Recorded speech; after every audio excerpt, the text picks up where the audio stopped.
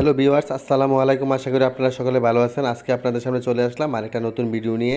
আজ আপনাদের দেখাবো আমাদের ছাদে লাগানো মিষ্টি আলু গাছের পাতা ভাজি করে। মিষ্টি আলু গাছের পাতাগুলোকে মা তুলে নিয়ে এসে এগুলাকে চিকন করে পলে নিচ্ছে। মিষ্টি আলুর পাতা ভাজি করতে তেমন মশলা লাগে না, আর এটা সহজেই ভাজা হয়ে যায়। আর এই শাকটা অনেক পুষ্টিকর, খেতে অনেক সুস্বাদু। তো মা মিষ্টি আলু শাকগুলোকে কেটে কুচি করে নিয়ে নিল। আর শাক ভাজি করার জন্য মা এখানে কয়েকটা পেঁয়াজ আর রসুন কাঁচামরিচ নিয়ে নিল। মা পেঁয়াজ রসুন আর কাঁচামরিচ গুলাকে কেটে নিচ্ছে। তো এখানে সবগুলা মরিচ পেঁয়াজ আর রসুন কাটা হয়ে গেলে মা এখন চুলার মধ্যে একটা কড়াই বসিয়ে দিল। আর কড়াইয়ের মধ্যে তেল দিয়ে দিল। তেলটা গরম হয়ে আসলে মা এর মধ্যে কাটা পেঁয়াজগুলো দিয়ে দিল। পেঁয়াজ রসুন হালকা ভাজা হয়ে গেলে মা এর মধ্যে এখন শাকগুলা দিয়ে দিচ্ছে। আর কড়াইয়ের মধ্যে শাকগুলা দেওয়া হয়ে গেলে মা এর মধ্যে পরিমাণ মতো লবণ দিয়ে এটাকে নেড়ে চেড়ে মশলার সাথে মিশিয়ে নিচ্ছে। এইভাবে কয়েক মিনিট রান্না করার পর আমাদের শাকটা হয়ে গেল। আর মা এখন শাকটাকে উঠিয়ে একটা বাটির মধ্যে নিয়ে নিচ্ছে। আসলে খুব অল্প সময়ের মধ্যে এই শাকটা রান্না করা যায়। তো আমি এখন খাওয়ার জন্য আমার প্লেটের মধ্যে গরম ভাত নিয়ে নিলাম। গরম ভাতের সাথে শাকের ভাজি খুবই টেস্ট হয়। খুবই অল্প সময়ের মধ্যে আপনারা ইচ্ছা করলে এই শাকটা রান্না করে নিতে পারেন। তো আজ এই পর্যন্তই। আশা করি আমার ভিডিওটা আপনাদের কাছে ভালো লেগেছে। ভালো লাগলে অবশ্যই একটা লাইক শেয়ার এবং কমেন্ট করবেন। তো সবাই ভালো থাকবেন। দেখা হবে পরবর্তী কোনো ভিডিওতে। আল্লাহ হাফেজ।